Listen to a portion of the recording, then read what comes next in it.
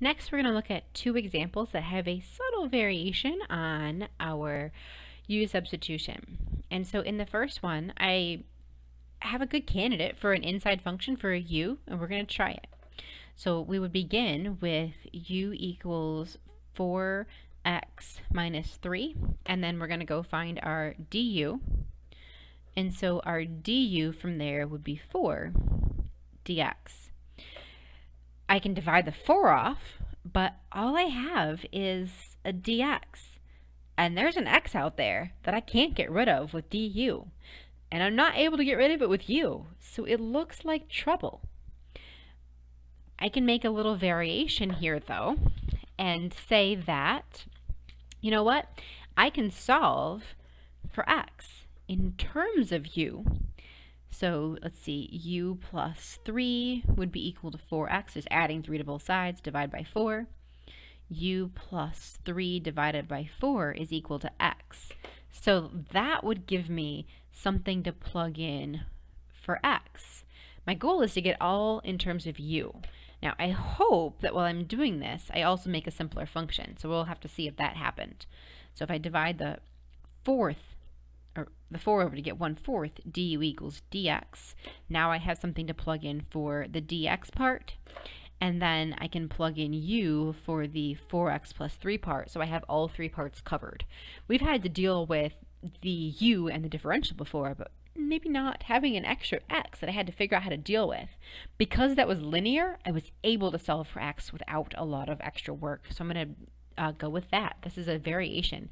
When I've got a linear argument that sometimes I need to solve for that x. So now this turns into the integral of, okay, so that x is going to be replaced with u plus 3 over 4. And then we're going to be multiplied by the square root of u. And then dx, which is 1/4 du. I don't know if that's any easier to integrate, but we hope so. The first thing to do is take the numeric multipliers and pull them out. So this is a multiplier of 1/4 and a multiplier of 1/4. So I'm going to pull out a 1/16 out of the integral. So that's 1/16 times u plus 3. And instead of writing the square root of u, let's write that as u to the 1/2 power.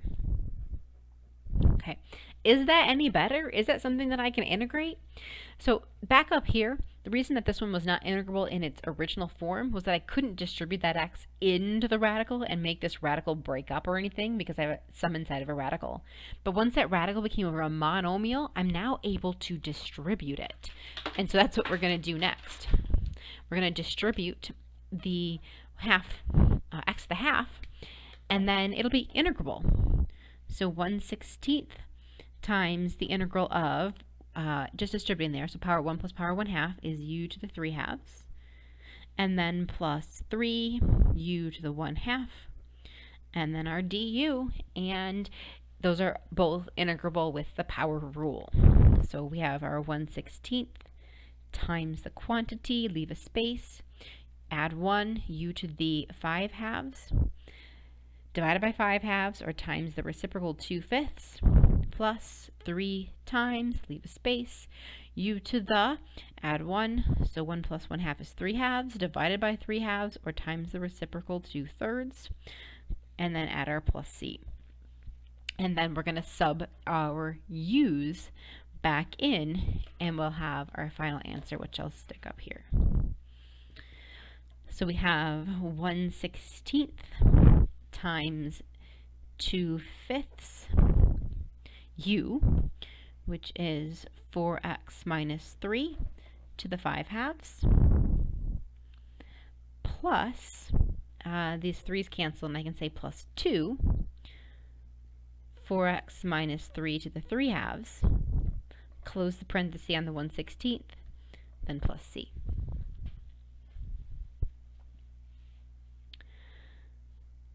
Okay, so watch out for that subtle variation that does occur sometimes with linear u's. You're just not able to get rid of any additional x's, but maybe you can re-solve for them and still use the substitution. This one has an additional back substitution in it, so just a little extra fun. Okay, and the last example won't have us do that, but it is going to use some arctrig. And let's see, this one looks similar to one of our arctrig. If I grab my previous page, I want to compare. Most of us don't have the arctrigs memorized. Doesn't have, I mean, it does have a square root, so it's not going to match up with the arctangent. Doesn't have a variable in front of the square root, so it's not going to match up with arcsecant. Looks kind of like maybe this one, though, if I can write those two numbers as quantities squared. So we're going to do that for number 18. So the first thing is the dx on top. Sure, dx can be on top or next to it, doesn't matter, because it's just 1 times. A lot of times when we initially start this, we're a little more comfortable shoving it off to the side, but it doesn't matter. So I'm going to do that right now. So it's the same as 1 over the square root of 81 is 9 squared minus, this would be 11x, quantity squared, and then the dx. And now that kind of matches up with what we have for 18, with an a value of 9 and a u value of 11x. We are going to u sub that. And so u is going to be 11x. That means that du is going to be 11 dx, the differential. I don't have an 11 dx, so I divide that off. 1/11 du is equal to dx. And so now I know that I can replace dx with 1/11 du, and I can replace the 11x with u. And so this becomes integral of 1 over the square root of 9 squared minus u squared times 1/11 du. Okay, so just wanted to point out on this one that even though I do see it in a form a squared plus u squared, a is a constant, so I just get to say, hey, a is 9. But because u has a variable, I can't skip the u sub. I need the u sub because it gives me the 1/11 right here. Now we can finish the rest of this. So our a value is 9 right here. And so we can finish the rest of this integral with 1/11 times.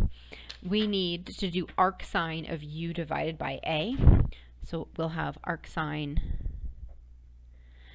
u divided by a, which is 9, plus our c, and then we'll back sub that u back in, and we'll have 1/11 arcsine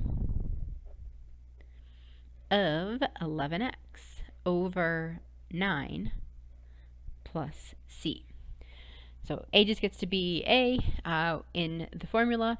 I do need to make sure I actually u sub with u so that I can get the correct coefficient of the differential out here and get my 1/11.